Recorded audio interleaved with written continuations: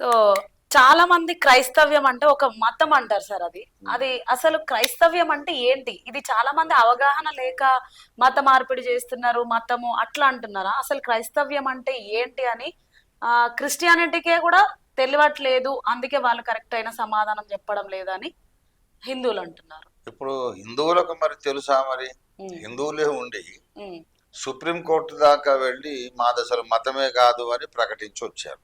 ఉమ్, మరి మతమే కానప్పుడు మతం మార్పిడి ఎక్కడిది? ఉమ్, కనుక అందరికీ ఈ కన్ఫ్యూషన్ ఉంది. నేను చెప్తున్నాను, మతము అనగా అర్థం ఏమిటి అంటే దేవునికి దూరం అయిపోయి పతనం అయిపోయి నైతికంగా ఆధ్యాత్మికంగా నరకపాత్రం అయిపోయినటువంటి మానవ జాతి దేవునితో మళ్ళీ ఎలాగ సమాధానం పొందుకోవాలి, ఎలా సంధి చేసుకోవాలి, ఉమ్, కనెక్షన్ రీకనెక్షన్ ఎలా పెట్టుకోవాలి, ఉమ్, దేవుని దగ్గరికి ఎలా చేరాలి, అందుకు ఏం చేస్తే బాగుంటుంది అనే ఆ ప్రిస్క్రిప్షనే మతం.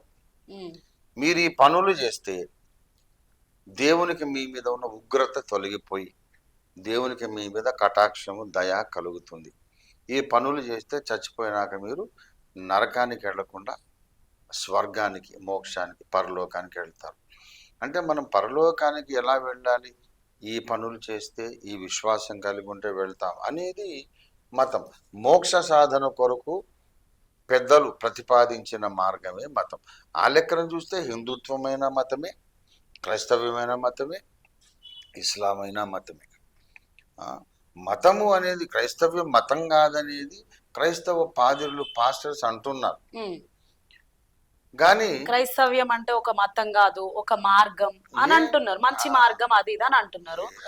అంటే క్రైస్తవ్యంలోనే మంచి మార్గం ఉంటదా? వేరే వాళ్ళ హిందూజంలో, ముస్లింజంలో వీళ్ళ దాంట్లో ఉండదా? క్రైస్తవ్యము ఒక మతం కాదు అనేది ఏమి మనం అలా పోరాడాల్సిన అవసరం లేదు. పౌలు భక్తుని గురించి చెప్తారు ఏంటంటే, అనేక మంది చెప్పుకున్నారట, ఇతడు ఇంతకు ముందు పాడు చేయుచు వచ్చిన మతమును ఇప్పుడు ప్రకటించుచున్నాడని. క్రైస్తవ్యాన్ని గురించి మతం అనే మాట కూడా బైబిల్లో ఉంది. కాబట్టి అట్లా గింజుకోవాల్సిన అవసరం లేదు. మతము అనగా దేవుణ్ణి చేరుకోవడానికి మనం నడవాల్సిన మార్గం ఏంటో చెప్పే ఒక ధర్మం అనుకున్నప్పుడు క్రైస్తవం అదే చేస్తుంది. మరి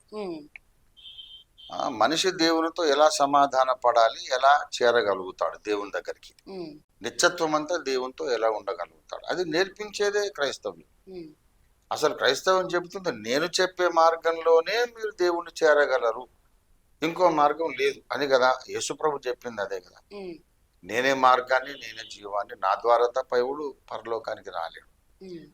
గనక this is the only way అనుకున్నప్పుడు మరి అది తప్పకుండా రిలీజియన్ ఎందుకు కాదు, మతం ఎందుకు కాదు?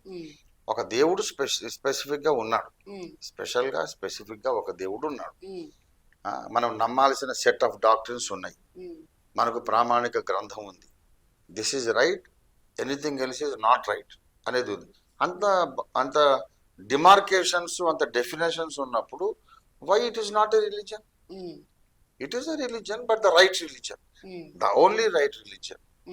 అంటే క్రిస్టియానిటీ ఒకటే మంచి మార్గం అంటున్నారు మీరు కూడా. మంచిది చెడ్డదని కాదు, పరలోకానికి చేర్చే గన్ షాట్, షూర్ షాట్ గా చేర్చే ఏకైక మార్గం క్రైస్తవ్యము, క్రీస్తు అనే వ్యక్తి.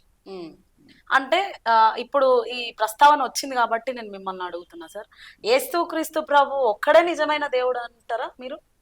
అసలు యేసుక్రీస్తు ప్రభు ఒక్కడే నిజమైన దేవుడు అని ఇటు నుంచి నరుక్కు రాకుండా, అసలు నిజమైన దేవుడు ఒకడైతే ఉన్నాడని అన్ని మతాలు ఒప్పుకుంటాయి కదా. ఒకడైతే ఉన్నాడు, ఎవరు? మానవ జాతి ప్రారంభం కాకముందు ఆయన ఉన్నాడుగా, ఆయనే మానవ జాతిని ప్రారంభించాడుగా. కనుక మానవ జాతి చరిత్ర ప్రారంభం ఏంటి, మానవ జాతి సృష్టి ఎలా జరిగింది, ఆ తర్వాత ఎలా విస్తరించింది.